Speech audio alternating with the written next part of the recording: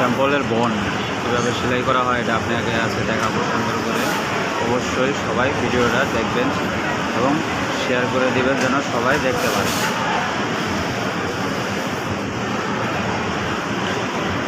প্যান্টের বন কীভাবে বানানো হয় আজকে আমি আপনাদেরকে দেখাবো।